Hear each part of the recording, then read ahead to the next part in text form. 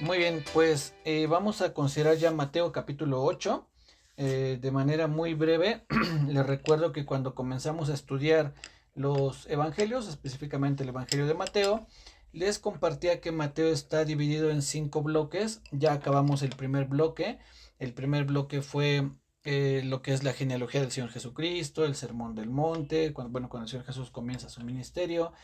Y la semana pasada concluimos lo que es el Sermón del Monte, y a partir del capítulo 8 comienza el segundo bloque de Mateo y comienza con una narrativa, es decir, Mateo nos comienza a narrar lo que va a hacer el Señor Jesús, y después este bloque termina nuevamente con una enseñanza o con un discurso del Señor. Y recordábamos que hay un puente o algo que le pone fin a cada bloque, y es lo que encontramos en el capítulo 7 verso 28. Dice: cuando terminó Jesús estas palabras. Esa frase se va a repetir 5 veces en el Evangelio de Mateo, y cada vez que encontramos esa frase, cuando Jesús terminó estas palabras, ahí da por terminada esa porción y comienza un nuevo bloque. Entonces ahorita vamos a comenzar con un nuevo bloque, con el segundo, que empieza aquí en el capítulo 8. Para tener un poquito de memoria en lo que hemos estado viendo, recordemos que el Señor Jesús acaba de terminar lo que se conoce como el Sermón del Monte, y entonces al descender de ese lugar, de ese monte, es que sucede esto que vamos a leer. Entonces dice Mateo capítulo 8, verso 1: cuando descendió Jesús del monte, le seguía mucha gente, y aquí vino un leproso y se postró ante él diciendo: Señor, si quieres puedes limpiarme. Jesús extendió la mano y le tocó diciendo: quiero, sé limpio, y al instante su lepra desapareció. En el verso 5, o a partir del verso 5, nos va a narrar la sanidad de un siervo de un centurión. Llega un centurión, entendemos que era un romano, que tenía a su cargo 100 soldados, y un siervo de este centurión está enfermo y le ruega al Señor Jesús que sane a su siervo. Eso lo encontramos, como les digo, a partir del verso 5, y dice en el verso 5: entrando Jesús en Capernaum, vino a él un centurión rogándole y diciendo: Señor, mi criado está postrado en casa, paralítico y gravemente atormentado. Ahí vemos que este hombre ruega o intercede a favor de su siervo, y entonces el Señor Jesús sana a este siervo. Ahorita estamos viendo de manera general esta primera parte, después vamos a ir desmenuzando un poquito, pero es importante que veamos lo que está sucediendo. Recién acaba de sanar a un leproso, después va a sanar al siervo de este centurión, y después, a partir del verso 14, dice: vino Jesús a casa de Pedro y vio a la suegra de este postrada en cama con fiebre, y tocó su mano y la fiebre la dejó, y ella se levantó y les servía. Son 3 sanidades las que encontramos aquí de primera mano. Después vamos a ver más adelante unos hombres que querían seguir al Señor Jesús. Después, cuando el Señor calma la tempestad. Más adelante, cuando libera a 2 endemoniados gadarenos. Entonces, es básicamente lo que contiene el capítulo 8. Pero hoy nos vamos a enfocar solamente en estas 3 primeras sanidades. Y la primera me pareció muy interesante, que Mateo, por la forma en que él organiza su evangelio, haya puesto como primer sanidad aquí en el capítulo 8, a un leproso. ¿Por qué es que me pareció interesante? Porque un leproso era una persona que estaba ya excluida de la comunidad, de la sociedad. Era una persona que tenía que estar fuera del pueblo, en las orillas de la ciudad, y había una especie de como un estigma que cargaban estas personas, que no podían acercarse ya a nadie, pero menos a su familia. No podían tener un contacto con sus seres queridos. E incluso en Levítico, si me acompañan rápidamente a Levítico, por favor, para que veamos la instrucción que Dios les da acerca de estos hombres. Levítico capítulo 13, y les voy a leer lo que dice el verso 45 y 46. Dice: y el leproso en quien hubiese llaga llevará vestidos rasgados y su cabeza descubierta, y embozado pregonará: inmundo, inmundo.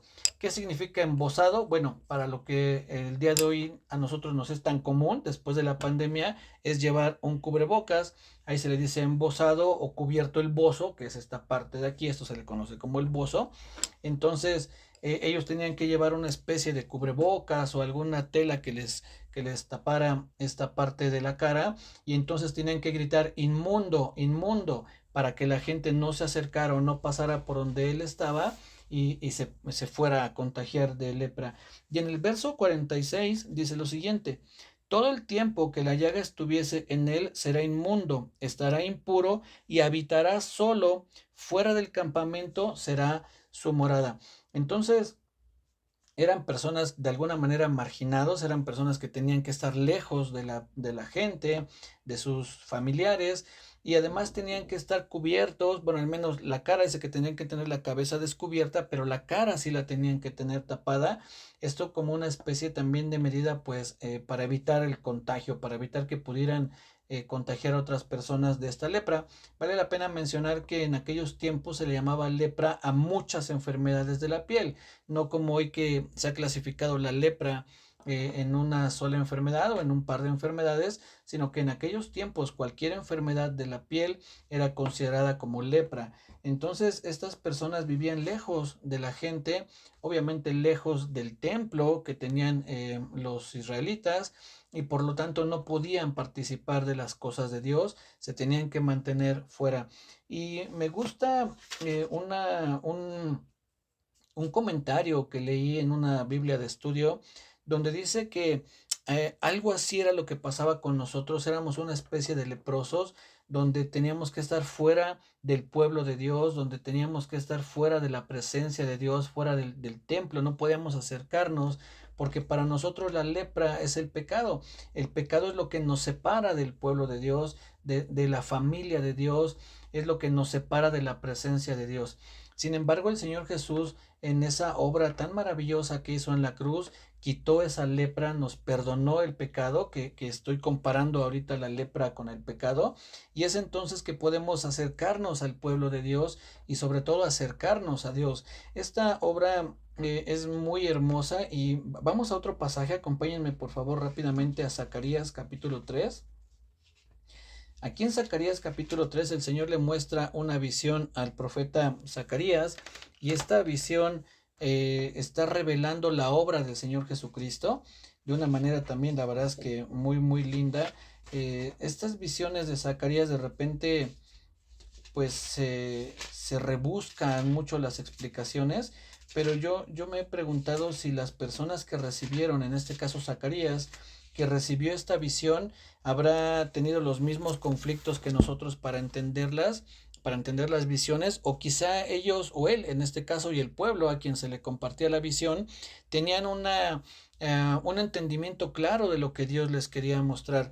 Comúnmente sabemos que una visión, un sueño o una palabra que recibían los profetas era una revelación de parte de Dios, es algo que Dios les quería revelar.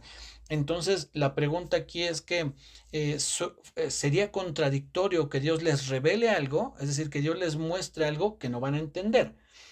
Sí, hay cosas ciertamente como en el caso de Daniel cuando dice, Señor, no entiendo qué es esto, y no alcanzaban a comprender todo, pero yo creo que la mayoría de las veces las visiones, los sueños o las palabras que Dios les daba eran claras. Somos nosotros ahora, y sobre todo los que en algún momento compartimos de la palabra de Dios, quienes hacemos complicadas las visiones. Pero esta visión que está viendo aquí Zacarías, dice en Zacarías capítulo 3. Dice, me mostró al sumo sacerdote Josué, el cual estaba delante del ángel de Jehová, y Satanás estaba a su mano derecha para acusarle. Y dijo Jehová a Satanás, Jehová te reprenda, oh Satanás, Jehová que ha escogido a Jerusalén te reprenda, ¿no es este un tizón arrebatado del incendio?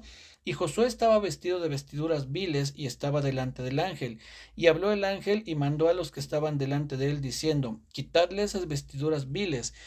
¿Qué es lo que está sucediendo? Bueno, Zacarías tiene esta visión, él está viendo cómo está Josué, que era el sumo sacerdote, no Josué el que estaba con Moisés en aquellos tiempos, sino otro Josué que aparece después, que es sumo sacerdote.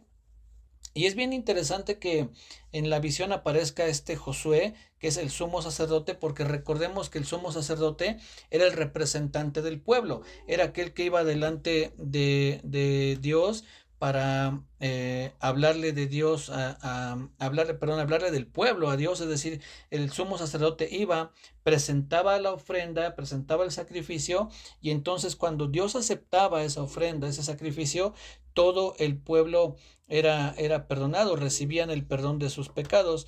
En el caso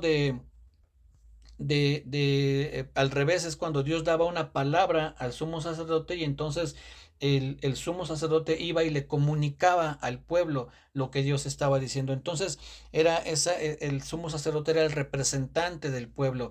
Si Dios, como les decía hace un momento, aceptaba el sacrificio, entonces todo el pueblo recibía perdón de pecados. Si por alguna situación Dios no recibía, no aceptaba ese sacrificio, entonces ni el sumo sacerdote ni el pueblo eran perdonados de sus pecados, e incluso el sumo sacerdote corría el riesgo de morir en la presencia de Dios por causa del pecado. Entonces, cuando Zacarías está viendo esta visión, ve al sumo sacerdote, que es el representante del pueblo, quien está representando al pueblo delante de Dios, pero resulta que este sumo sacerdote, quien debería tener una ropa limpia, una ropa resplandeciente, sin ningún tipo de mancha, dice aquí que tenía ropas viles.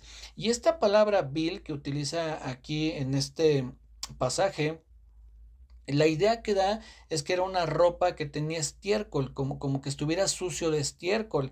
Entonces no era solamente la suciedad, sino además imaginen el olor que tenía este hombre. Y está delante de Dios y Satanás está acusándole.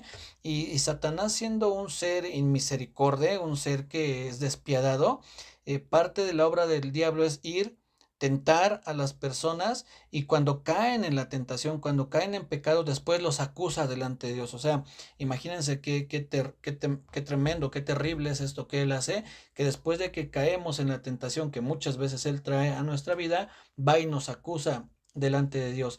Entonces es lo que está sucediendo. Está aquí Satanás acusando al pueblo, o en este caso al sumo sacerdote, que insisto es el representante del pueblo. Pero la respuesta de Dios es formidable, es asombrosa, porque dice en el verso 4: y habló el ángel y mandó a los que estaban delante de él, diciendo: quitadle esas vestiduras viles. Y después dice: y a él le dijo: mira, que he quitado de ti tu pecado.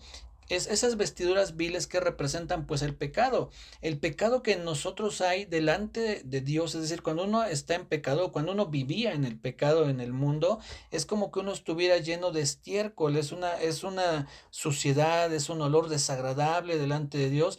Pero aún así Dios decide tomarnos, porque un poco antes dice: no es este un tizón arrebatado del incendio, es decir, no tomé yo a este hombre y lo rescaté del incendio, de la destrucción, del castigo eterno, yo lo saqué de ahí. Y con todo y la suciedad, con todo y el olor que este hombre tenía, y es muy similar nuestra situación. Así estábamos nosotros, destinados al castigo eterno, destinados a la perdición eterna, y con toda la suciedad que había en nosotros, y Dios decide en su misericordia rescatarnos de ese fuego, y dice, y nos manda a quitar esas vestiduras viles. Hasta aquí todo va muy bien, es decir, ya la obra es muy hermosa, ya la obra es grandiosa, pero Dios no se detiene ahí, no solamente nos quita las vestiduras viles, sino que además dice después que nos hace vestir de ropas de gala. Dice en el verso 4, dice: mira que he quitado de ti tu pecado y te he hecho vestir ropas de gala. ¿Qué son esas ropas de gala? Pues la santidad que Dios nos da. Cuando Él quita el pecado de nosotros, entonces no solamente nos deja ya sin pecado, porque podríamos quedar sin esas ropas viles, pero estaríamos desnudos, y lo que hace Dios es ahora darnos ropas de gala que representan la santidad, que representan esa pureza que solamente el Señor Jesucristo nos puede dar. Todo esto lo comento porque la obra del Señor Jesús, comparándolo con lo que estábamos viendo en cuanto al leproso, fue eso: es quitarnos esa lepra, quitarnos esa suciedad, quitarnos el pecado, y dejarnos listos para entrar nuevamente, o ser parte del pueblo de Dios, para poder entrar a la presencia de Dios. Y es esta obra que le está mostrando aquí el Señor a Zacarías, y es muy impresionante, es muy hermoso lo que el Señor Jesús hizo: quitarnos esas ropas sucias, o ese pecado, que es con lo que lo estamos comparando, y darnos ropas de gala, es decir, que podamos estar delante de la presencia de Dios. Si regresamos a Mateo, por favor. Después después de que el Señor Jesús sana a este leproso, vean lo que le dice. Verso 4, Mateo 8:4. Entonces Jesús le dijo, mira, no lo digas a nadie, sino ve, muéstrate al sacerdote y presenta la ofrenda que ordenó Moisés para testimonio a ellos. En otras palabras, lo que le estaba diciendo el Señor Jesús es, ve, haz todo lo que tienes que hacer para poderte reincorporar a la sociedad, para que puedas volver a ser parte del pueblo. Cuando ellos iban, presentaban la ofrenda, son las instrucciones que también están ahí en Levítico 13 y 14, si no mal recuerdo. Iban, presentaban su ofrenda ante el sacerdote lo revisaba, veían que efectivamente estaban limpios de la lepra, ya no había ninguna herida o ninguna llaga, nada que pudiera dar algún indicio de enfermedad, y entonces el sacerdote los declaraba limpios para poder estar nuevamente dentro del pueblo, en medio del pueblo, y claro, por consecuencia también con su familia, poder estar cerca de sus seres queridos. Entonces el Señor les dice, bueno, ya te limpié, ya te sané, ahora nuevamente eres parte del pueblo, ahora puedes ser parte de la gente, y entre otras cosas, pues estar cerca del templo para poder, ¿qué es lo que le dice? Ve y preséntate al sacerdote, y el sacerdote estaba en el templo, es decir, ve, muéstrate, acércate al templo, ve a la presencia de Dios, y entonces vas a poder reincorporarte. Y es muy similar la obra que hizo con nosotros el Señor Jesucristo, cuando Él perdona nuestro pecado, y entonces podemos, dice la Biblia en Hebreos, que por medio de su sangre abrió un camino nuevo para entrar a la presencia de Dios, para acercarnos hasta la presencia de Dios, o entrar al lugar santísimo, que es la forma en que menciona ahí en Hebreos. Y me gusta mucho que Mateo haya comenzado este capítulo hablando de este leproso y dándonos esa imagen de que es una persona que puede reincorporarse a la sociedad, y en nuestro caso no reincorporarnos, sino incorporarnos al pueblo de Dios, al cuerpo de Cristo, y estar cerca de la presencia de Dios. Y es muy interesante también que son tres grupos de personas los que están representados aquí. Primero está hablando de un judío, que es este leproso, debió haber sido alguien judío que conocía las tradiciones, porque no le dice, mira, te voy a explicar lo que tienes que hacer, solamente le dice, ve, preséntate al sacerdote, y eso era algo que los judíos tenían que hacer. Entonces, este leproso debió haber sido un judío, pero después habla de un gentil, es decir, una persona que no era judío, sino que era un romano, era un centurión, y este centurión ruega por su siervo. Suponemos que también su siervo era gentil, no sabemos exactamente a qué pueblo o a qué nación pertenecía, pero este hombre que está rogando era un romano. Entonces están representados los judíos, están representados los gentiles, y después un tercer grupo que también era tanto los leprosos, porque aunque era un judío, era un leproso, tenemos que recordar eso, y los leprosos eran marginados de la sociedad, era gente que ni los mismos judíos aceptaban o podían tener en medio de ellos. Después los gentiles, que eran también gente que los judíos rechazaban, recordemos que no podían o no debían tener ese contacto con los gentiles, pero aquí está representado un judío que es rechazado por el pueblo, un gentil que también es rechazado por el pueblo, y después está otra persona que es la suegra de Pedro, y que también era un grupo de personas que eran rechazados dentro de los judíos, no por ser suegra, no es que el problema es que fuera suegra, sino el problema es que era mujer. Y recordemos que los judíos tenían una especie de oración que le decían a Dios, gracias porque no soy gentil, porque no soy mujer y porque no soy esclavo. Y curiosamente, por quien está rogando el centurión es por un esclavo, es por un siervo. Entonces están representadas estas personas que para los judíos eran como una especie inferior, como una clase inferior, que eran las mujeres, los gentiles, los siervos o los esclavos, y además un judío que era leproso. Entonces, en esta primer parte del capítulo 8 de Mateo, nos habla cómo el Señor Jesús, o nos enseña cómo el Señor Jesús no solamente sana al leproso, sino que lo toca, algo que tenían prohibido los israelitas, los judíos, porque la persona que tocaba a un leproso también quedaba inmundo, también tenía que apartarse del pueblo por un cierto tiempo para ver que no se hubiera contagiado de esa enfermedad. Pero el Señor Jesús lo toca sin ningún tipo de reserva, sin ningún tipo de temor, toca a este hombre, lo sana, después va con el centurión, y es curioso que el Señor Jesús le dice, voy a ir, yo voy a ir y lo voy a sanar. Cuando en algún momento el apóstol Pedro dice en el libro de los Hechos, dice, ustedes saben cuán abominable es que un judío entre en la casa de los gentiles, y el Señor le dice, yo voy a tu casa y lo sano, y este hombre dice, no, yo no soy digno de que entres bajo mi techo, pero el Señor Jesús estaba dispuesto a contaminarse, lo digo entre comillas porque sabemos que no se iba a contaminar, pero él estaba dispuesto a que la gente creyera que se estaba contaminando, uno, porque acababa recién de tocar a un leproso, dos, porque iba a ir a entrar a la casa de un gentil. Y después cuando va a la casa de Pedro y está la suegra de Pedro, dice que estaba postrada en cama y tenía fiebre, también la toca, dice que toca a la suegra de Pedro y la mujer queda sana. Entonces el Señor Jesús no tiene reservas, no tiene reparos en salvarnos, en rescatarnos, en darnos esa sanidad. Y cuando hablo de sanidad no me refiero únicamente a lo físico, sino estoy pensando en la salvación, que es lo más importante. Eh, el Señor Jesús, más que querer vernos sanos, nos quiere ver salvos. Eso es lo más importante. Si solamente pudiéramos ser sanos, pero no salvos, créanme, no tendríamos nada. Al final de nuestra vida, fueran 80, 90 años los que pudiésemos vivir en completa sanidad, pero sin salvación, no tenemos nada, no tenemos absolutamente nada. Pero si el Señor nos salva, nos ofrece primero la salvación, no importa si no viene la sanidad, con que seamos salvos, eso es lo más importante. Yo creo que si cada uno de nosotros lo pensamos o tenemos, podemos poner un ejemplo con algún ser querido, la persona que tú más quieras, hablando de personas físicas, es decir, personas cercanas a ti, no hablando a Dios, sabemos que Él es a quien más debemos amar, pero piensa en la persona que tú más quieres en este mundo y que se enfermara, que cayera enfermo de una enfermedad muy, muy grave, y alguien te diera la opción de elegir entre su salvación y entre su sanidad. ¿Qué elegirías? Tú dirías, no, no, no, yo quiero que sea sano, aunque se vaya al castigo eterno, o bueno, prefiero que sea salvo, aunque lo vea por un tiempo padecer de esta enfermedad, pero sé que cuando parta de este mundo va a ir a la presencia de Dios. Si nosotros, siendo malos, teniendo todavía maldad, cierta maldad en nuestro corazón, creo que sin dudar elegiríamos la salvación por encima de la sanidad, pues cuánto más Dios, que su amor es perfecto, que su amor no es voluble, no es caprichoso, no es condicional, es decir, Él nos ama de una manera que ni nos imaginamos. Lo que el primer interés que tiene Dios en nosotros es nuestra salvación.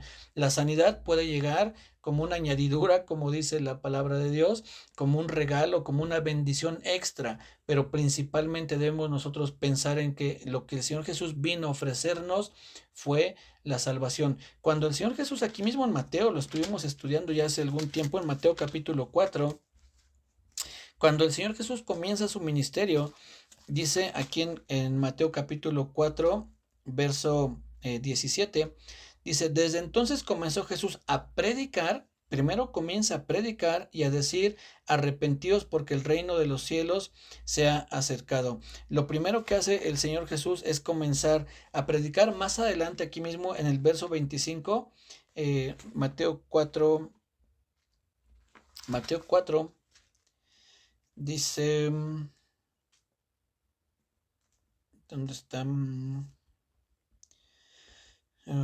Ya lo perdí, pero bueno, donde dice, desde entonces comenzó el Señor Jesús a predicar y a sanar, es decir, había un orden, no hay un orden en el que primero comienza, en el verso 23, Mateo 4, 23, y recorrió Jesús toda Galilea, enseñando en las sinagogas de ellos y predicando el evangelio del reino y sanando toda enfermedad y toda dolencia, pero primero nos habla de que predica, enseña y después sana. ¿Qué pasa o qué sucede? Yo entro un poco en conflicto cuando veo que se hacen cruzadas de milagros y únicamente enfocan esas cruzadas en que la gente sea sana, pero no hay una primera preocupación, una preocupación principal de que sean salvos. Pueden recibir muchas, miles de personas su sanidad, pero si solamente se van sanos y no se van salvos, insisto, no tienen nada. Esas personas no tienen nada porque al final de sus vidas, de todos modos, no son salvos, no van a estar en la presencia de Dios. Pudieron haber gozado de una sanidad, pero no de una salvación. Esas cruzadas de milagros primero tendrían que enfocarse en la salvación, y si Dios quiere hacer una sanidad, pues gloria a Dios, pero primero es la salvación de las personas. Y es lo que hace aquí el Señor Jesús: predica, enseña y después sana. Pero primero Él ya había dado la palabra, la predicación, el mensaje del Evangelio, y después entonces vienen las sanidades, que es lo mismo que estamos viendo aquí. Recién acaba el Señor Jesús de dar una predicación impresionante, el Sermón del Monte, la mejor predicación que tú puedes encontrar en cualquier parte, es decir, la predicación del Señor Jesús o todo lo que Él dijo, pero hablando acerca de esta enseñanza como una predicación. No hay nadie, ninguna persona en el mundo que pueda superar lo que hizo el Señor Jesús aquí en cuanto a la enseñanza, y después de eso entonces comienza a sanar. Yo no sé si este leproso estaba por ahí a lo lejos escuchando.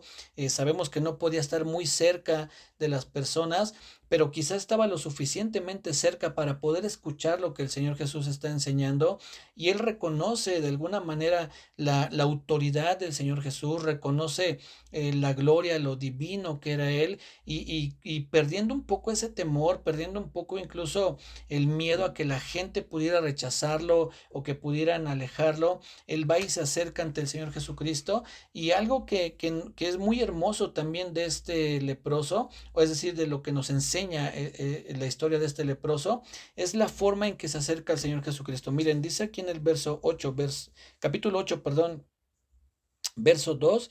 Dice: vino un leproso y se postró ante él. Se postra en una señal de reverencia, en una señal de adoración, en una señal de respeto, y le dice: Señor. Reconoce el señorío de nuestro Señor Jesucristo, reconoce a quién le está hablando, reconoce que es alguien importante, pues se postra y le dice: Señor.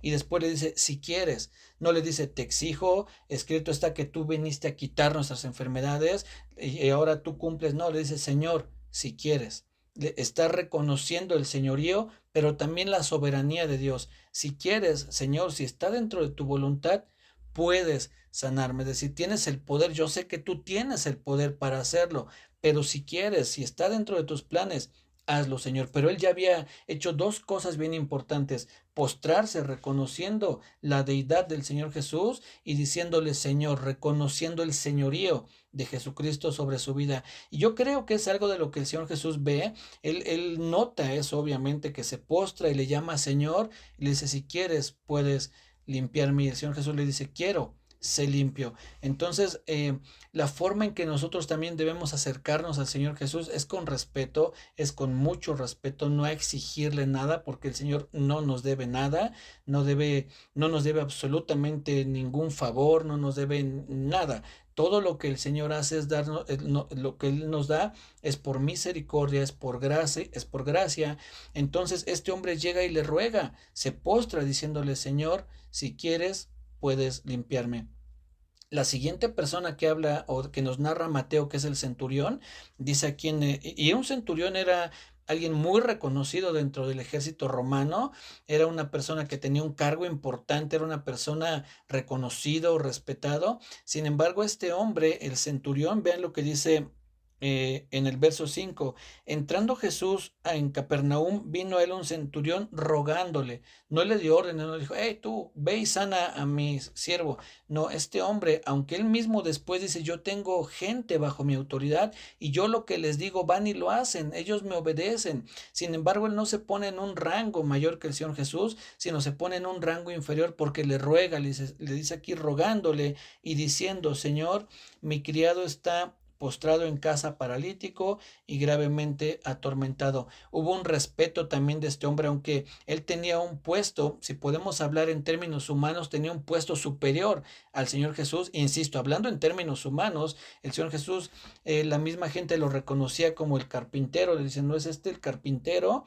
Entonces, en ese sentido, en términos exclusivamente humanos, tenía un rango superior el centurión que el Señor Jesús, pero también el centurión reconoce la superioridad del Señor Jesús, tanto que le ruega y le dice Señor. También reconoce la superioridad del Señor Jesús, reconoce su señorío. No le dice: hey, tú israelita, le dice: Señor, mi criado, es decir, nos habla también de que él reconoce quién era el Señor Jesús, reconoce la autoridad que tiene el Señor Jesús y le ruega, y tanto así que después el Señor Jesús dice que se asombra, se maravilló, dice en el verso 10, y dijo a los que le seguían, de cierto os digo que ni aún en Israel he hallado tanta fe. Esa fe que tenía el centurión fue expresada o era una evidencia de esa fe, era reconocer a quién le estaba hablando, con respeto, con ruegos y reconociendo el señorío. Esa es parte de la fe.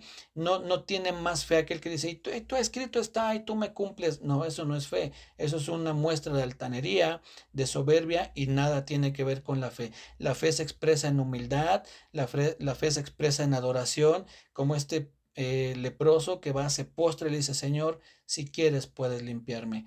Entonces, tres cosas que podemos aprender aquí de este pasaje de Mateo, de la primera parte de Mateo capítulo 8.